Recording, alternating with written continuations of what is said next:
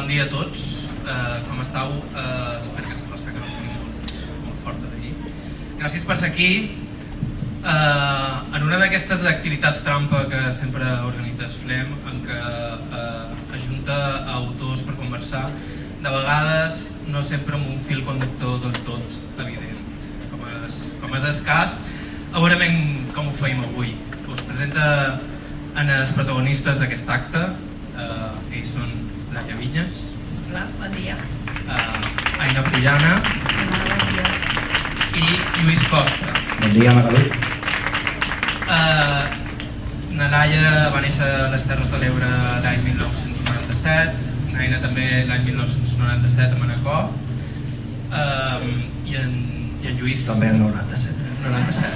97 a Barcelona. I després intentarem connectar-ho tot i parlar, trobar temes en comú, però començarem parlant un poc de les obres de na Laia i n'Aina, i començarem parlant d'Aquí Baix, de Laia Vinyes, que és la seva segona novel·la, que és una novel·la que està ambientada a la ruta del Bacalao, en els darrers anys de la ruta, i que ens podries explicar un poc d'on va sorgir la idea inicial d'escriure una novel·la sobre un tema poc comú i que no te toca en teoria generacionalment. Sí, sobretot perquè és un tema poc comú i jo crec que en la narrativa s'ha tocat poquíssim. Ara trobo que se'n parla més i se'n parlarà més, crec, perquè és un tema superinteressant i crec que narrativament és superpotent. Però sí que és veritat que no hi ha hagut gaire obra de ficció sobre la ruta del Bacalao. I era una cosa que em sorprenia molt perquè d'alguna manera jo sempre l'havia tingut bastant present, vull dir, mons pares la van viure, generacionalment és la generació anterior a mi els que la van viure com plenament, i em cridava molt l'atenció perquè és un moviment que des de fora sí que ha estat molt demonitzat també i bastant maltractat, però que té moltes coses molt vistoses, hi ha molta coloraina i moltes llums i hi ha també com hi ha anys després cert misticisme al voltant de la ruta. Llavors també m'interessava d'alguna manera intentar desmuntar això o intentar plasmar, intentar averiguar qui era la gent que feia la ruta del Bacalao, perquè pot ser que no sigui el tipus de gent que pensem que la feia, no? I al final jo m'ha agradat molt escriure sobre un grup de xavals de 6 amics de Terres de l'Ebre que fan la ruta habitualment i que baixen a València a passar-se-ho bé i surten de festa, però que tenen vides completament normals i funcionals entre setmana. Una història, uns protagonistes en els que segueixes al llarg d'aquests anys i que d'alguna manera utilitza la ruta com a escenari de fons per després narrar una història humana. Sí, al final el que jo volia aconseguir quan estava escrivint Aquí Baix era escriure una història d'amistat i una novel·la sobre l'amistat, que és un tema que travessa l'obra completament, de fet és un dels grans eixos. Este grup de 6 amics els arribem a conèixer molt bé, coneixem les seves personalitats, coneixem de quina manera encaixen tots en tots i per què s'estimen de la manera que s'estimen i per què se relacionen de la manera que es relacionen, i esta supremacia que hi ha del grup abans que res o els nostres ratos o les nostres festes abans que res és una cosa que és molt definitòria d'ells, no? Del seu caràcter, vull dir, diu molt d'ells, i realment a través dels dies de festa, dels dies de bajona, dels dies de ressaca i dels dies en què van a treballar, aconseguim d'alguna manera també, com dius tu, acompanyar-los i arribar a conèixer-los a ells. Hi ha una connexió personal entre tu i la ruta? Bueno, la gent de la portada són mons pares. Mons pares no és que fessin la ruta cada cap de setmana, perquè també vivien a Terres de l'Ebre i València tampoc no està al costat, però sí que la feien habitualment. Llavors sempre ha quedat com una mica com d'esta cosa, d'este imaginari familiar en què ells molt obertament parlaven, sempre parlen de la festa i de quan sortien de festa, expliquen sempre anècdotes i ho viuen també d'una manera com molt natural i molt desenfadada i sense cap tipus de tabú. I d'alguna manera suposo que aquesta ha sigut la meva via d'entrada al moviment de la ruta, que ells ne parlessin o que ells tinguessin aquesta bona relació en el seu passat festiu, diguéssim. En el cas de n'Aina Fullana, l'escenari no són les Terres de l'Ebre i la ruta del Bacalao cap al sud de València, sinó Manacor i Mallorca, i més o manco generacionalment una generació un pel anterior. En el teu cas sí que hi havia una connexió personal i una motivació personal a l'hora de triar aquest tema i de començar a desenvolupar aquesta història. Sí, inicialment sí que va ser un interès més de parlar d'un tema que jo havia tingut a dins casa meva i trobava que era necessari parlar-ne també a nivell col·lectiu, no?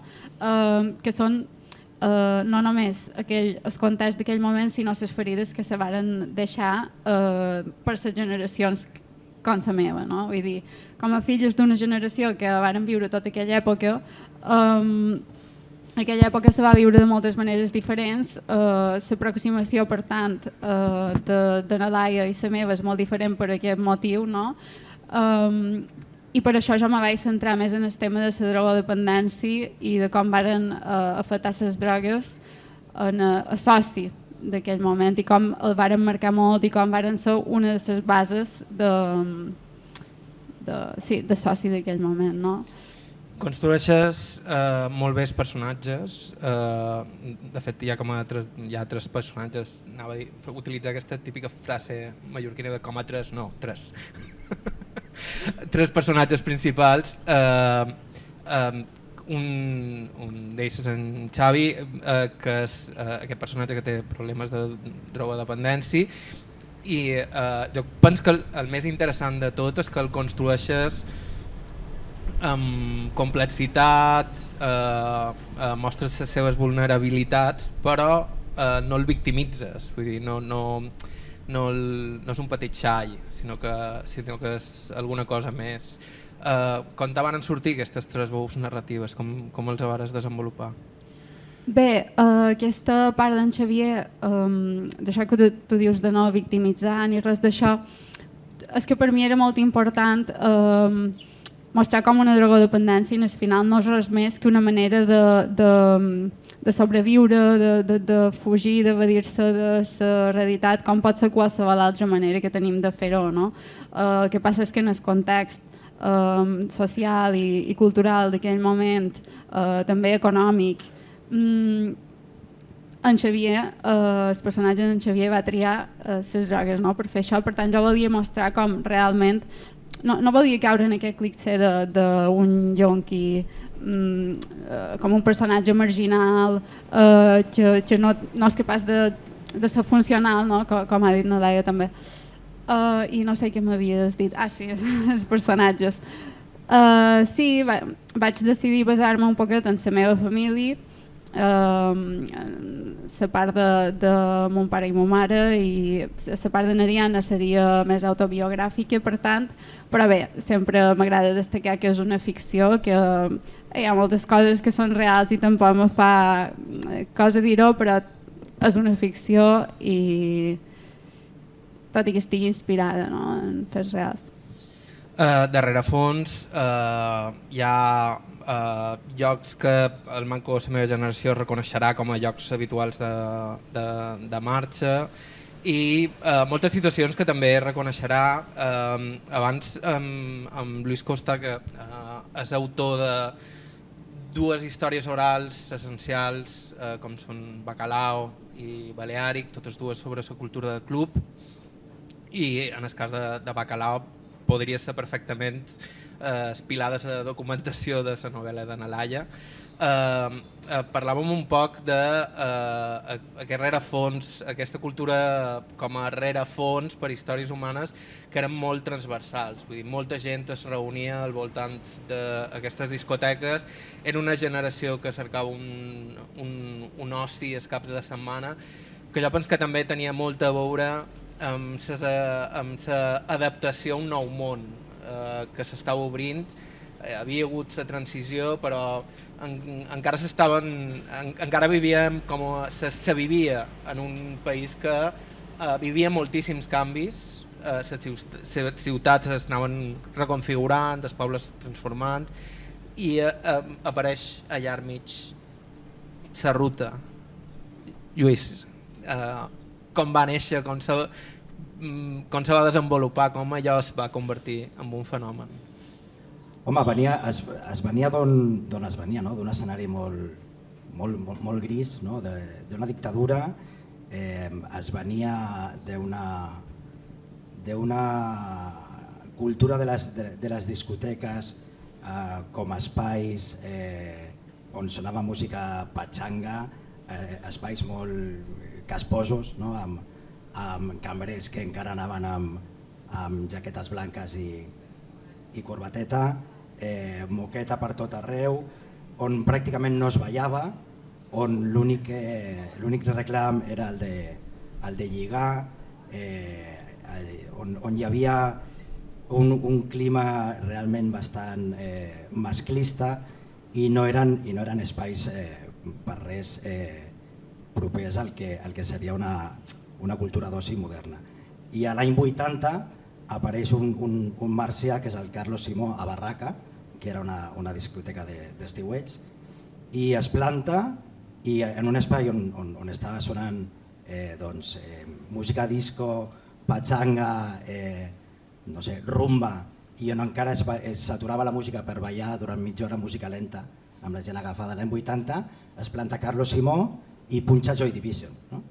Llavors, clar, a la gent li explota el cervell, però això a València, enmig de l'Albufera, no? En un espai on tots són arrossals, i comença a ser un moviment molt minoritari, on al principi van com 100 persones, i a poc es va convertint en un moviment d'avantguarda que durant els anys 80 aglutina tot un moviment de música alternativa a un nivell europeu. No? És una cosa que no s'havia viscut, i comencen a entrar uns inputs de modernitat com no s'han viscut en un país, no? que ha viscut 40 anys de dictadura, i on per fi la joventut pot trobar un espai no només d'oci, sinó de disfrutar d'unes llibertats que fins a aquest moment no s'han tingut. No?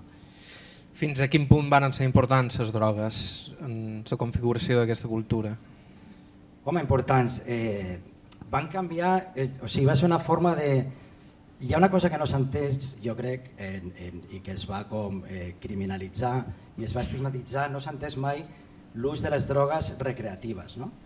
Però fins a aquell moment, clar, quin espai té per exemple l'alcohol? No? L'alcohol al final també és una droga, i encara fins i tot la gent s'intoxicava més que no passa amb les drogues. No? La importància normal apareix en les drogues de disseny, l'èxtasis a final dels anys 80, i únicament va en paral·lel a la música de club i a la cultura de club, però no tan diferent com l'alcohol, sinó inclús diferent i més ad hoc al que és aquell moviment cultural. No?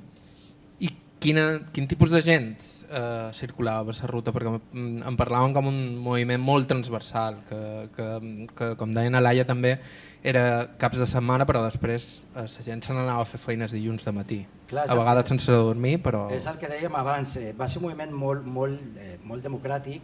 Sí que al principi, al ser un salt tan potent, no? tan radical, d'un tipus de música a un altre tipus de música, al principi sí que ho seguia un grup molt reduït dels moderns valencians, per dir-ho d'alguna forma. Però ràpidament a tots els pobles de la zona, a València ciutat, es comença a crear tot un escenari d'avantguarda musical, amb tendes de vinils especialitzades, amb molta música en directe. València sempre ha estat una terra de tradició musical, a tots els pobles hi ha una banda municipal on tothom toca, i a cada petit poble, tota la zona de l'Albufera de València, hi havia un pub amb 2 plats, vinils i un DJ punxant. Llavors aquí es crea un sistema molt potent de 360 on hi ha un públic que consumeix aquesta música, que va als concerts, amb grups que a Espanya venen a tocar per primera vegada a València i omplen espais per 3.000 persones, on hi ha concerts a les discoteques, concerts a més a les 2 del matí, per exemple, i a les 7 del matí en el cas de Chocolate, per exemple. No? Llavors es comença a crear una barreja on la pista de ball es converteix en un espai absolutament inclusiu, democràtic, de tolerància, un espai de seguretat per les dones, no? Que fins a aquell moment no ho havia sigut. No? I tot això crea un clima de tolerància i de modernitat que permet disfrutar realment d'aquestes llibertats amb una banda sonora incomparable, no? De música que no està sonant a nivell mundial realment. No? On a tot arreu està sonant, per exemple, evidentment a Londres i a tot arreu només faltaria, o a Chicago, però estan sonant aquestes músiques en espais molt petits, en pubs musicals. Aquí estem parlant de discoteques de 3.000 i 4.000 persones. No? Un entorn que abans ho comentàvem també era un entorn on es generava cultura però que estava molt estigmatitzada i de fet l'alta cultura ho veia com una cosa molt de poligoner, molt de gent obrera, un poc descastada, no? Hi havia un viatge de classe allà també. No? Potser més a la part no et pensis, potser a la part final, a partir de l'any 92, 93, quan comença a cobrir el fenomen, o sigui, tota la part dels anys 80, la dècada dels anys 80 és una dècada d'absoluta avantguarda i música cultural a València, no? Molt avançada respecte a altres llocs, no només per la música que està sonant, sinó per com s'acondicionen els espais. No? Totes les discoteques tenen uns sistemes de so brutal. Espuc, per exemple, el discjockey s'ocupa de tot el sistema de so, el Fran Leners, que no sortia, ell s'ocupa de tot el sistema de so, un sistema de so que fa a mida, on tota la llum està pensada per tal, on es comencen a fer cartells, tots els cartells i tots els flyers que anuncien les nits ho fan dissenyadors, il·lustradors, hi ha una cura realment cultural de tot aquest espai. No? I ja et dic, en grups musicals, l'any 83 s'inaugura Zig-Zag, que és la primera tenda especialitzada en vinils d'Espanya i pels DJs, i és a partir de l'any 92 o així que en aquest moment de la cultura sensacionalista del país, no? Del moment de la telebasura, moments d'espais molt sensacionalistes, Nieves Herrero, per exemple, o Quién sabe dónde, o Primera línia. I llavors, clar, és un moment que es converteix en un moviment massiu que fa que els medis de comunicació vinguin a cobrir-ho d'una forma molt sesgada i molt sensacionalista. No? I és el moment en què es comença a parlar de la ruta del bacalao amb K, fent aquesta perversió gràfica absolutament intencionada, però on no s'entén res, no? Perquè el bacalao en realitat és una paraula molt castellana, no? Del bacalao, que s'utilitza per parlar en un primer moment de la música que arriba d'importació i que és música bona, perquè és el bon bacalao, però també es parla per parlar de lligar, de l'ambient a les discoteques, aquí hi ha bacalao, no? Aquí hi ha xitxa. I els medis de comunicació arriben i identifiquen això amb les drogues, que no té res a veure, i comencen a parlar de la ruta del bacalao com si fos una ruta de tràfic de drogues, una cosa ridícula i surrealista. No? Llavors és en aquest moment en el que sí que sembla que es parli l'última imatge que queda a la memòria col·lectiva és aquesta, no? La d'aquest sensacionalisme ridícul. No? En el teu cas, Laia, com et vas documentar per el teu llibre? Pues, ho has dit abans, i el Lluís va ser un dels pilars de la documentació, l'Oleà, que llavors també no vaig confessar escarafalls tampoc en mirar titulars sobretot passats els 90, hi ha documentals també molt mítics i on se buscava molt este amarillisme i es buscava anar a entrevistar a la persona que anava pitjor de tot el pàrquing i fer una entrevista allà llarguíssima i que tot fos extremadament decadent. Que és una cosa el que m'ha arribat a mi també a nivell generacional de la ruta del bacalao, però sí que és veritat que després llegint sobre la música, sobre l'origen, sobre com era València quan tot això va començar, sobre la magnitud contracultural que va tenir aquest moviment, és interessantíssim i m'ha interessat moltíssim. Però ho comentàvem abans també que tampoc no he volgut que tota aquesta documentació que jo vaig fer, que m'ha servit per aprendre moltíssim sobre el moviment i que m'ha interessat molt i que òbviament m'ha ajudat molt a saber on m'havia de moure jo narrativament i què volia escriure i què volia deixar fora i què volia deixar dins, no he volgut sobresaturar la història, perquè al final és ficció i és una història sobre 6 amics, no és una novel·la que et conté la vida de la ruta del bacalao, vull dir, això ho ha fet gent que generacionalment l'ha viscut i que en sap moltíssim més que jo. Llavors he intentat tampoc no sobresaturar la trama d'informació, perquè hi ha moltíssima informació, hi ha moltíssima cosa que envolta la ruta. Llavors m'he limitat a absorbir aquesta informació, aquesta documentació, la recerca que jo havia fet per a d'alguna manera enriquir la història d'estos 6 amics que viuen en un context viuen en un món on existeix la ruta del bacalao i on ells moltes vegades, molts caps de setmana, ne formen part. En el cas del llibre de Naina no és la ruta, però sí que hi ha aquella mena de constel·lació de pubs que obrien en els pobles, discoteques, que obrien a zones turístiques, com que el soci dels mallorquins va canviar en aquells anys que tu retrates en el principi del teu llibre. Sí, realment, no sé si hi havia una ruta, però sí que eren sempre els mateixos llocs que la gent coneixia i la gent habitava, no? I sí que s'anaven movent, per exemple, entre Manacor, Palma, Calamillor i diferents pobles com més destacats allà on s'ajuntava soci. I bé, jo veig que realment no hi ha tanta diferència entre territoris del que va passar en aquella època.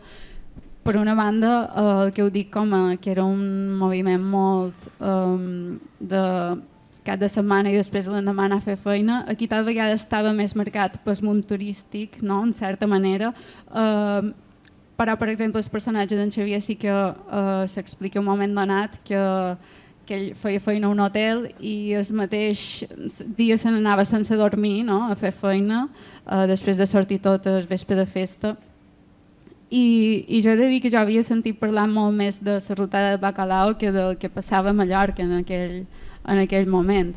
Per això també me va interessar explorar més aquesta vessant més mallorquina i me fa gràcia perquè just després d'escriure Els dies bons jo tenia molta curiositat pel que fa en aquesta època i en aquestes maneres d'oci, en el context cultural, musical, m'interessava molt. I una de les idees que vaig tenir va ser escriure sobre la ruta del bacalao. Però bé, al final no, per una cosa o per l'altra la vaig descartar, però estic contenta que no l'hagi hagi fet i em fa moltes ganes llegir aquest llibre. En el teu cas, jo crec que retrates perfectament certa generació aspiracional mallorquina que venia d'entorns d'una classe mitja d'aquell temps, que de sobte arribava el turisme, la construcció, de sobte era fàcil com a fer dobbers, però també hi havia com una nova forma d'oci per la qual evidentment les zones turístiques importaven formes d'oci completament noves. Vull dir, va ser un moment com que es donava certa velocitat a les coses a la qual molta gent no es va adaptar d'aquella manera. De fet, jo penso que el personatge d'en Xavier en aquest sentit és com un arquetip d'aquesta persona que fa de guixaina, després fa de cambrer, després va fent feines molt exigents, que a més abans no se mirava a rellotge i després a sobre necessitaves desfogar-te d'alguna manera. Clar, jo crec que tot va dur cap en el mateix camí, no? Vull dir, entre la transició, el boom turístic, les drogues també, no? L'arribada de les drogues, sobretot com l'heroïna, que jo m'he centrat més en aquest tema perquè el tema de la novel·la era sobretot aquest, però tot va confluir en aquestes ganes de descobrir, de passar-s'ho bé i jo crec que tot el tema de la feina i de la llibertat hi va haver gent que la va dur d'una manera i hi va haver gent que la va dur de l'altra. En el cas dels dies bons veiem les dues vessants, jo crec que en el personatge d'en Xavier i el personatge d'en Martina, que ho viuen d'una manera totalment diferent. I abans en parlàvem, també en Lluís crec que ha fet un pot de referència abans de començar, que en Xavier, per exemple, diferencia molt els pubs de les discoteques. I jo identifico molt el personatge d'Anna Martina amb les discoteques i el personatge d'en Xavier amb els pubs, que seria com un ambient més subversiu, tal vegada on sí que les drogues hi eren més presents o d'una manera més natural, tal vegada, no? I en canvi és d'Anna Martina que ho vivien des d'una distància més anar a passar-nos-ho bé i estar amb les amigues, no? I ja està. De fet, és curiós com totes dues teniu postures completament diferents a l'hora de parlar del tema de les drogues. En el cas de Laia, amb certa ambivalència moral, en el cas de Naina, la teva postura moral està condicionada, però és completament diferent. Vull dir, tu tens clara una postura com a més d'estat d'alerta, no? Jo la tenc clara a la novel·la. Vull dir, personalment, la meva visió i la meva relació amb les drogues va canviant al llarg del temps i és molt diferent també de la que hi ha a la novel·la, però clar, la meva voluntat primigènia era parlar de la drogodependència en el nucli familiar i de com això pot afectar a nivells com a fins a transcendir a les generacions que venen de després, no? Per tant, sí que vaig haver de posicionar-me en aquest sentit, tot i que la meva intenció tampoc no era ni jutjar ni demonitzar, no? De fet, el que parlàvem abans del personatge d'en Xavier com és una persona amb vulnerabilitats, tal, a mi me feia ganes que el lector també se pogués identificar amb en Xavier i se pogués passar bé, no? Amb en Xavier, i en certa manera després, clar, no podia obviar la part menys divertida que la part de, en aquest cas, la dona i la filla, no? Perquè era la meva voluntat primigènia. Sí, en el meu cas sí que és veritat que, com comentava abans Lluís, hi havia moltíssima gent que acudia a la ruta, sobretot entenc que també en els últims anys, quan la ruta ja estava molt massificada i era més fàcil accedir-hi, que feia un ús de les drogues totalment recreatiu, vull dir que sortien i prenien drogues a cap de setmana o els dies que estessin a la ruta i que després entre setmana tenien una feina normal, s'aixecaven a les 7 del matí, anaven a currar i no tenien més relació amb la droga que no pas esta, no? Com de... Sí, un ús recreatiu d'això. Sí que és veritat que, òbviament, és un tema delicat, també tenia clar que no podia parlar de la ruta i no parlar de cap droga, vull dir, hagués sigut estúpid, però sí que és veritat que va haver cert plantejament de dir no vull romantitzar tampoc este ús que se'n feia de les drogues, tampoc puc demonitzar-lo i a banda crec que també com a autora que no està tractant el tema de la drogodependència o de temes de problemes en les drogues, no és cosa meua tampoc dir si el que feia esta gent quan sortia de festa estava bé, estava malament i tampoc està reflexat en la trama. Vull dir, no els hi passen ni coses molt bones ni coses molt dolentes relacionades amb les drogues, simplement és una manera, en el seu cas, de sortir i passar-se-ho bé, passar-se-ho encara millor i d'alguna manera també tenen una relació, posem-li, espiritual o d'alguna manera certes drogues són útils per a ells per a intentar accedir a un espai al que no accedeixen quan estan a les 9 del matí, fa un fred que pela, collint taronges al camp. Vull dir, hi ha com unes ganes també de viure la vida des d'un altre angle, des d'una altra perspectiva, des d'una altra visió, que diguem. Si li serveix molt també com a connexió en alguna altra cosa que en el dia a dia o en la quotidianitat no perceben.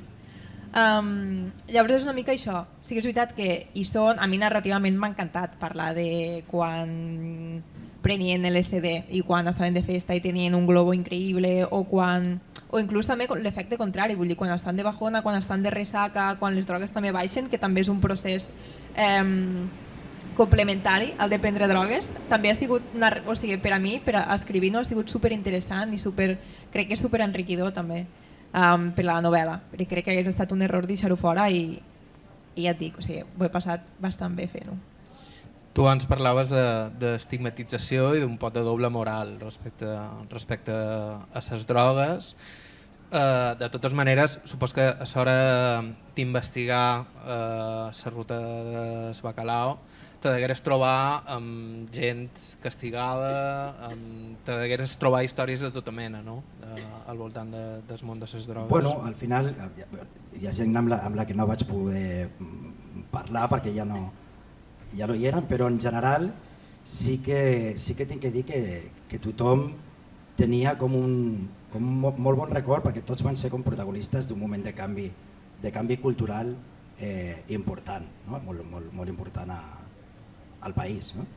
Però, de fet, el que vaig aconseguir entrevistar 2 o 3 anys abans de que morís va ser a Juan Santamaría, que és un dels pares de la cultura del DJ a Espanya, que va ser el fundador, va ser DJ resident de Barraca y de Chocolate y en fin de varias discotecas de allí de València, i va ser el que va fundar Zig Zag, que és aquesta tenda que dèiem especialitzada en vinyes, que en aquest moment va deixar de punxar amb 33 anys.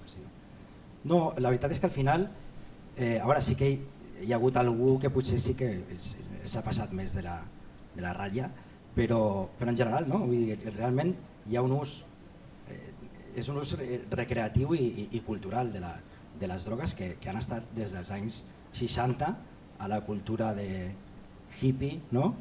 Woodstock, etc., o al swing in London i després al Northern Soul. Hi han anat apareixent noves drogues de disseny que s'han anat afegint, no?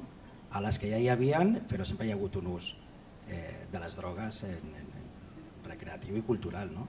No trobo que vagi més allà. En canvi, quan es va començar a parlar de la ruta del bacalao i es parlava del bacalao com per referir-se a la droga, quan no tenia res a veure, que no es va entendre res, no? Els medis de comunicació no van entendre absolutament res i van anar al que van anar, no? Però en realitat el bacalao, com us deia abans, feia referència a la música. No?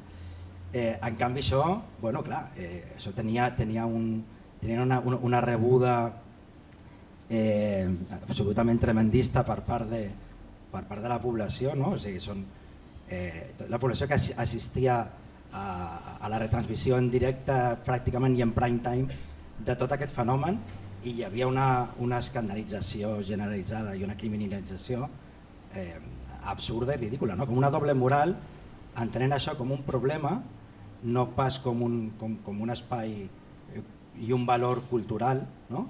per la societat, sinó pas com un problema. No? I què estarà haciendo mi hijo? No? I les drogues, quin problema? No? En lloc de veure com un problema, i és una cosa que penso que arrosseguem encara, que la cultura de club encara arrossega, i és que s'entén com un problema més que com un valor cultural que s'ha d'apoyar. No? Altres ciutats com a Berlín o a Londres, en fi, els ajuntaments ajuden a tot aquest sistema i inverteixen. No? El tecno de Berlín ara ha estat declarat Patrimoni Cultural Universal, o sigui, és a dir, hi ha un retras enorme, penso. És curiós com aquests espais de llibertat moltes vegades es donen fora dels grans nuclis urbans i fora de les grans capitals, com és el cas de la ruta, que si bé es dona en el cinturó de València, etc., és que es dona un poc fora de la ciutat i de fet això connecta també un poc amb Manacor, com a Contrapoder, a Palma, en les Terres de l'Ebre, que també és una zona un poc fronterera. De vegades aquesta cultura és molt més lliure i es pot desenvolupar d'una manera com a més desacomplexada, precisament quan té lloc fora d'aquests grans nuclis. No sé si estàs d'acord. Sí, absolutament. En el cas de València és claríssim. No? La majoria de discoteques estan al voltant d'una carretera secundària, no? que travessa entre l'Albufera, i la majoria de discoteques estan entre Arrossals i Tarongers. No? i són espais absolutament deslocalitzats, onírics, a l'època clandestins, no? Inclús, d'alguna manera. És com que jo em vaig adonar al principi d'entrevistar tots els personatges, als DJs, als promotors, a tota la gent que programava concerts, en fi, a tots els actors, i d'alguna forma eren reticents a parlar amb mi. Al principi pràcticament ni em miraven com què querrà el periodista català, no?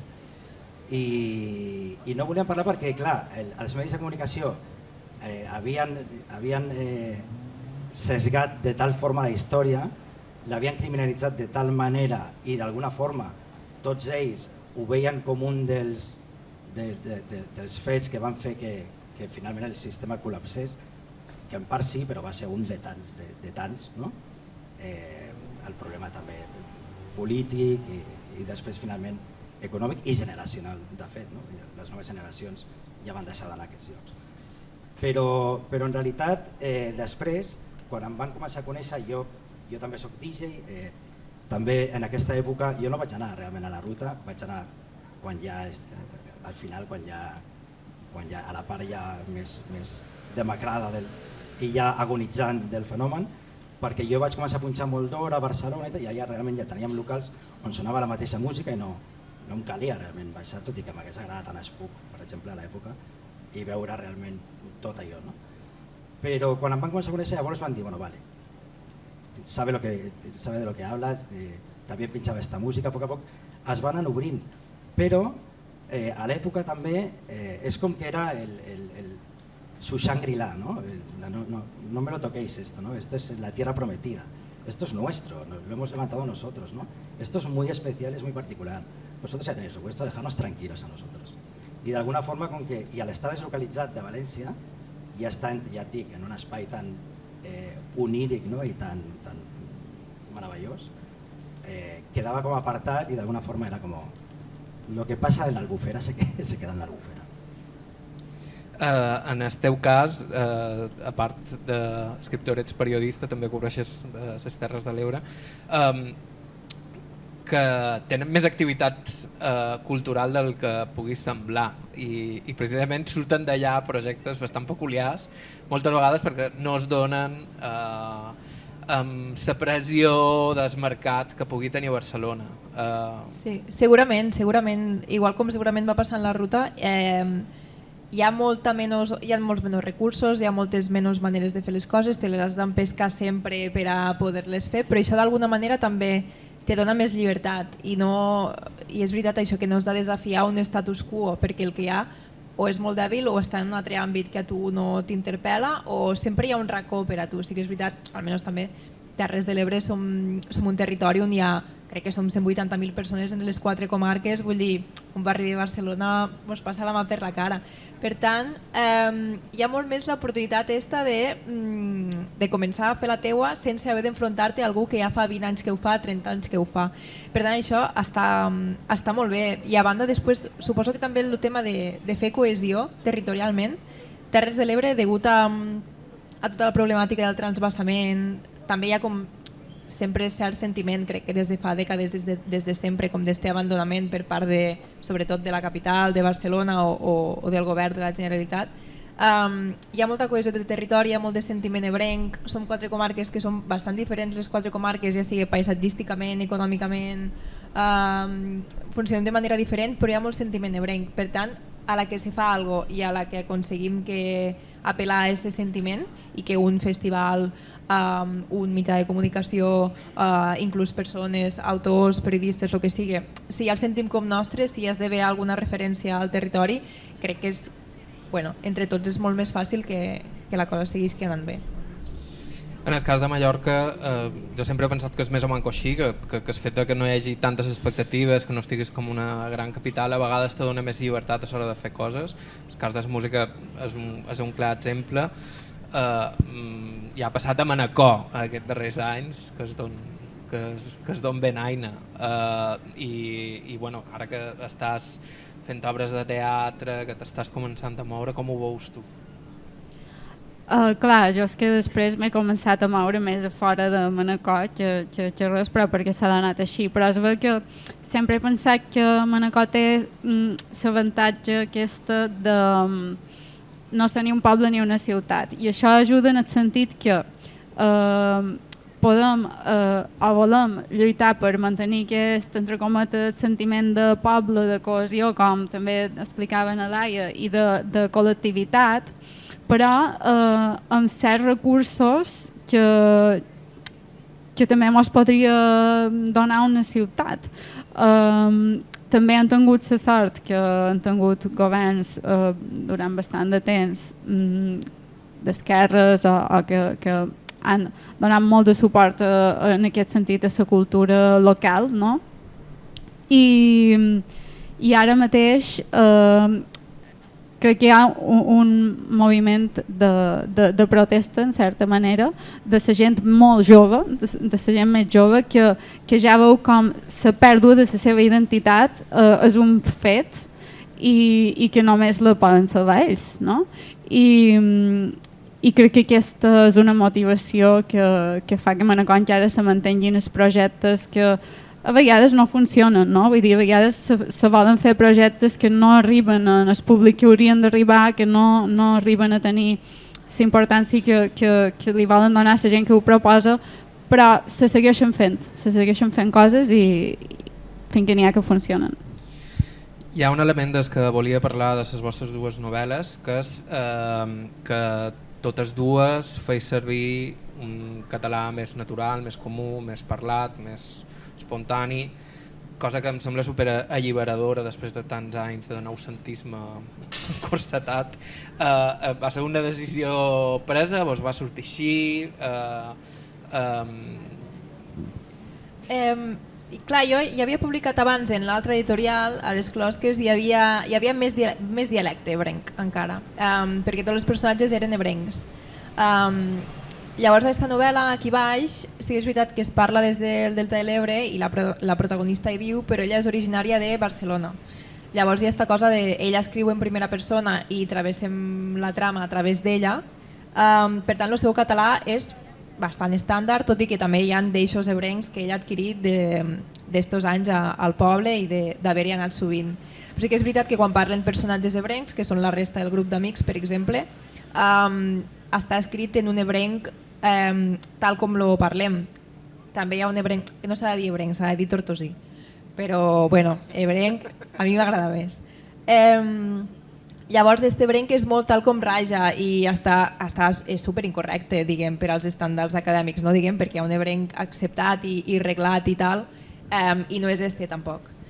Però des de l'editorial també l'Eugènia Brogi, la meva editora, m'anima molt a que ho faci d'una manera molt natural. Elles també han publicat a la Maria Climent, en Gina, que és un llibre que està escrit també en primera persona, tot en ebrenc, en este ebrenc no reglat. I llavors ja tinc una mica d'experiència en això, la correctora estava molt al cas, han parlat bastant, per exemple, a les correccions ella em ficava sí, això és un castellanisme molt imperdonable, i jo li ficava, però és molt imperdonable ficar ratet, perquè claro, quan imperdonable? Claro, quan imperdonable, perquè una estona... Una escala de... Sí. Una estona no ho diu absolutament ningú, o sigui, és molt falso que jo ara fiqui això, saps?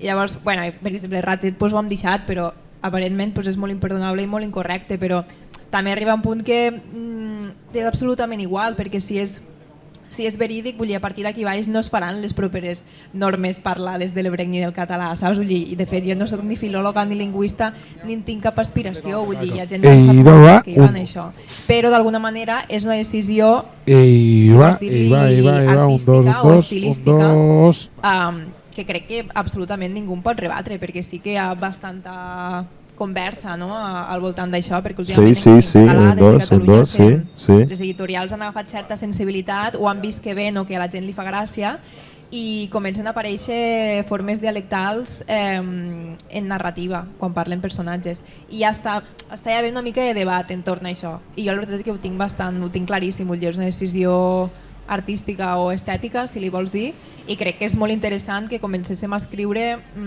de la manera també que parlem, vull dir que està molt bé també saber escriure i el català estàndard i tal i qual, però no podem, crec que tampoc obviar els dialectes, obviar els accents, la manera en què parlem pel carrer, també és una manera de fer que la llengua se vagi pensint i es vagi tornant una cosa una mica encarcarada. Jo vaig fer un poc una mescla realment de tot, perquè jo sí que volia mantenir una certa normativitat, tot i que allunyar-me de l'estàndard més del català central, que diguem. Perquè, clar, realment en català l'estàndard no és només un. No? I jo el que vaig fer va ser agafar les formes balears que sabia que també eren correctes, o la majoria, també n'hi ha moltes que no són correctes, però la majoria estan acceptades dins un estàndard més divers. Vaig intentar trobar un equilibri i també, per exemple, no excedir-me amb els castellanismes o amb paraules directament en castellà, que també n'he posat algunes, no? Però més que res el que volia era que fos natural per mi a l'hora d'escriure-ho, per no sentir-me jo estranya fent una cosa que no era jo mateixa, i també que mantingués una mica aquesta essència de el lloc on passa la novel·la, perquè també hi ha moltes paraules que són només de Manacor, no? Directament. Però clar, sí que és bo que vaig intentar mantenir l'equilibri. Jo també com a filòloga crec que puc confiar en la meva intuïció lingüística, i perquè al final ve de la tradició, no? La intuïció, i una cosa que m'agrada molt fer quan escric és recuperar totes aquelles expressions que jo he sentit a dir a casa meva, als meus padrins, a tota la gent, expressions que ja no se diuen i que jo mateixa tal vegada no faig servir en el meu dia a dia, però és un exercici que el trobo molt interessant i molt enriquidor, tant per mi com per els lectors o per la literatura mallorquina. El teu llibre fa poc l'has convertit en una obra de teatre juntament amb Joan Fullana. Com ha estat l'experiència? Molt bona, molt divertida. Sí que des del començament ja vaig intentar estar molt oberta en el fet de que se convertiria en una obra diferent de la meva, que ja no seria només meva, que seria no només meva i d'en Joan Fullana, sinó també de tot l'equip, dels actors, de tot l'equip d'escenificació, etc. I va ser un procés molt divertit perquè nosaltres no sabíem gens per on començar ni cap on volíem que anés la novel·la, sinó que simplement vàrem anar quedant i anar jugant i dient i què passa si ara un personatge fa això o fa això altre. I a mi m'ha agradat molt perquè en Joan té una manera de pensar molt més gràfica, per dir-ho d'alguna manera, més amb imatges, amb coses puntuals, i jo som més explicativa, som més narrativa. I se van juntar aquestes dues coses i crec que va sortir una obra bastant reeixida. Una obra que segueix representant-se, si la gent té l'oportunitat que l'aprofiti. Abans de passar en el torn de paraules, vos volia fer una pregunta un poc així directa. Tinc la sensació que la idea de festa i les relacions amb les drogues ha canviat molt en els darrers anys i que, per exemple, no era el mateix per la nostra generació que per una generació més jove. Volia demanar-vos un poc quina és la vostra la relació que té el vostre entorn amb això, amb socis, les drogues, la música, quin paper juguen, com s'interrelacionen. En el teu cas, com era la teva generació i com has percebut si això s'ha transformat, perquè continues punxant i continues a l'escena de club. Bueno, realment jo no punxo tant ni a les discoteques tan tard i tal, realment estic punxant amb tendes de vinils, en tendes de vinils, sessions de vinils i molt menys del que punxava. En el meu cas, la nostra generació va ser, i jo crec que per totes també, no?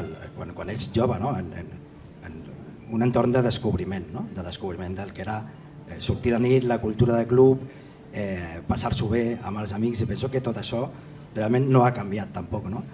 I no sé si estan tan presents o no, penso que igual, llavors, com ara, el que sí veig és que el que era la cultura de club llavors sí que amb el temps s'ha anat perdent. No? S'ha anat perdent perquè la gent ja d'alguna forma, no a tots, no? però a la majoria de clubs, la gent apareix més gairebé per fer stories a Instagram i estan tota l'estona amb el mòbil, no? pendents de capturar moments que se suposa que són moments màgics i tal, en lloc de viure'ls, no? Directament, i que molts espais, o la majoria d'espais de lleure nocturn, de discoteques i tal, al final el que busquen és més un benefici econòmic, no? I com replicar el model capitalista amb espais PIB de segregació directament, no? I on es mira més per muntar festivals massius i tal, que no per cuidar tot el que ha estat aquesta cultura de club d'espais petits on tothom està al mateix nivell, per dir-ho d'alguna forma, no? On tothom s'ho va passar bé d'una manera conjunta, on hi ha una comunitat i on el DJ també forma part d'aquesta comunitat i, bueno, i tot l'equip que fa possible la nit, no, diguem, o l'espai cultural, i per viure conjuntament que no pas aquesta febre capitalista, no, d'alguna forma. Sí, jo en el meu cas també, de fet crec que està bastant reflexat al llibre i és una cosa que jo sento molt així per a mi, sobretot quan començava a sortir 15-16 anys o així la festa, per a mi representava un espai per a trobar-te en gent en la que no veies en els teus cercles habituals, per a d'alguna manera descobrir, fer altres relacions, fer comunitat, conèixer gent, una cosa com molt social i sí, en aquest aspecte sí. Sí que és veritat que crec que el que està marcant una mica, clar, jo ara tinc 27 anys, vull dir, ja no sé si és com generacionalment ja meu o ja els hi toca als que venen detrás, però sí que és veritat que crec que el que està marcant una mica aquest moment és este declivi del que parlava el Luis de la cultura de club i de la cosa com de sortir a una discoteca, perquè també és veritat que fa anys que ho veig, vull dir que tu surts a una discoteca i et claven 20 euros per un cubata, que hi ha policia al voltant de la discoteca tot el rato, el tema dels parquineos està superdemonitzat, vull dir, per exemple, a Florida 135, nosaltres hi anàvem molt, ja no hi ha pàrquing a Florida 135, per tant, hòstia, era un espai també on sí, on se feia botellón i tal, però estaves allà, xerraves, demanaves gel a no sé qui, xerraves, era com un espai abans de sortir i després també quan sorties abans d'anar-te'n a casa, també tal, i és una cosa molt demonitzada el tema parquineo també, absolutament tot. Me fa molta gràcia i m'agrada molt en la teva novel·la el moment de parquineo. Clar. Està molt ben descrit, està molt ben descrit. Clar, I a part que és un moment que com on la gent es coneix, no, més, on hi ha moments i escenes realment com més trambòtiques, no? Està molt bé. El que està guai, el que m'ha agradat molt també escriure la novel·la són aquests moments de conèixer gent, conèixer tal, i el que passa és que al voltant de les discoteques fa anys, parlem ara de la ruta, hi havia microcosmos al voltant d'aquelles discoteques com pot ser el parquineo, com pot ser el lavabo, per exemple, que ahir a un podcast parlava del que passa al lavabo. I ara actualment el tema del parquineo, de veure una mica abans de fora de la discoteca, vull dir, ve la policia, et multa moltíssim i després has d'entrar dins i t'has de gastar 20 pavos, cosa que tu si tens 16 anys, igual en 20 euros passes 2 setmanes, saps? Sí, o sigui, cosa que tu passis bé sense pagar, no? Bueno, o pagant menys. Vull dir, jo entenc que m'hagués de cobrar un cubata, però bueno, però si no cal que mos flipéssim tant. A veure, jo entenc, bé, a part de tot això de l'aspecte social i tal, que evidentment també és cert això del tema dels festivals, que tot s'està perdent més aquesta cultura en general, però també penso que encara hi ha iniciatives de caràcter més proper, més subversiu, i que si no la gent també ho cerca, vull dir, que tant em pots anar a un festival com el pròxim cap de setmana muntar una rave a casa teu amic i que el DJ sigui un altre amic teu i que al final aquestes festes encara existeixen, encara hi són, però d'una manera tal vegada amb una proposta més diversa, perquè avui en dia és que cada dia hi ha 50.000 plans diferents per fer. Tal vegada en aquell moment anaves cada setmana en el mateix redol i ara no és igual, però crec que encara existeixen les dues vessants, per sort. I si algú té alguna pregunta per anar acabant.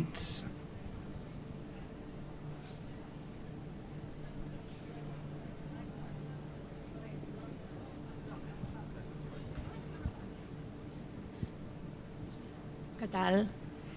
A lo millor seràs Grinch, d'aquesta festa. No passa res. Però veig una tendència a mitificar aquestes èpoques o tendències o modes passades que du a un cert romanticisme. I també passaven altres coses no tan agradables. És que això m'ha recordat quan tu xerraves de la ruta aquesta del Bacalao, una pel·lícula que vaig veure fa molt poc en el Festival de Cinema d'aquí, de l'Atlàntida, que se diu, que vos recomano moltíssim, va guanyar un premi, no sé si del públic, que és valenciana. I una part se centra, una de les protagonistes viu la ruta del Bacalao, ella és usuària i maten a sa mare un cotxe d'una gent que sortia drogada fins a les celles de la ruta del Bacalao. I ho reflexa, sigui les dues parts, d'aquella dona que sortia prest a fer feina i que la mata. I ella després se queda no sé quant de dies a la ruta, no sé si 3 dies seguits, drogada. Això d'un ús lúdic, de vegades no és tan lúdic. Hi ha gent que se droga per no acceptar la vida que li ha tocat viure. O sigui, és l'única manera d'acceptar aquell, a lo millor de dilluns a divendres, a una vida miserable que t'has d'aixecar a passar fred a un taronger i no és la vida que tu vols, i aquest ús d'aquesta droga te permeteix viure la vida que tu voldries per una estona. Molta gent també ha amagat traumes darrere aquest ús lúdic de les drogues per evadir-se. Sí. Però bé, que no tot era tan romàntic. Sí, jo crec que ell, en Lluís ho ha apuntat, que hi havia un poc de tots, i de fet, en el cas de la novel·la de Naina, precisament, sabeu que clarament que hi havia gent que utilitzava les drogues per tapar altres coses i per castigar-se, i no d'una manera recreativa. Vull dir, probablement el que s'hauria d'acceptar de les drogues és que hi ha com aquests dos pols, no? Hi ha una manera en què és com si vas a prendre unes quantes cerveses, i després una altra manera en què travesses una frontera, no? En el moment que deixa d'haver-hi un ús recreatiu de les drogues i passa a ser un problema de dependència, doncs evidentment no és una situació pas agradable, no? Però pel que comentaves de l'accident del cotxe i tal, no ho sé, penso que també passa, però també passava algú que sortia borratxo d'un bar a 100 quilòmetres de la ruta, i realment per alguns accidents que hi va haver, i inclús alguns que es van assignar la ruta i que no formaven part de la ruta, però bueno, n'hi havia alguns, evidentment, però no, realment no va haver-hi tants accidents, no? que d'alguna forma no sé, justifiquessin una mica aquesta lectura tan sensacionalista que es va fer, no? I respecte al romanticisme, jo penso que és algo natural, no? Al final la retromania és algo que està allà, i tots tenim records dels millors moments que hem viscut amb el nostre entorn i amb els nostres amics en diversos espais, no? Per tant penso que és algo natural i bonic. Sí que és veritat que és un tema que abans ho parlàvem, vull dir que jo en el meu cas no he volgut ni romantitzar ni tampoc demonitzar, vull dir, és una cosa que passava, crec que tampoc és feina meva jutjar-ho ni jutjar els personatges. Òbviament, si comences fent un ús recreatiu de les drogues, pots acabar no fent-ne un ús només recreatiu i és un problema, però bueno, sí que és veritat que hi ha aquests dos vessants i és un tema molt complicat de tractar, perquè sí que és veritat i crec que n'era bastant conscient durant este procés, però bueno, o sigui, en el cas d'esta novel·la està tractat d'esta manera. Jo crec que més que res el que passa és que és un fet, no? Que en aquell moment a nivell global, sobretot l'heroïna, sí que hi va haver com una epidèmia, no? Que se va morir moltíssima gent, ja sigui com a conseqüència directa de l'heroïna com també indirecta. Crec que això sí que és diferent de, per exemple, com vivim les drogues avui en dia. Però bé, evidentment hi ha les dues parts. Ho hem de deixar aquí. Voldria donar-li les gràcies a na Laia, a Naina i a en Lluís per haver-se acostat i per aquesta conversa.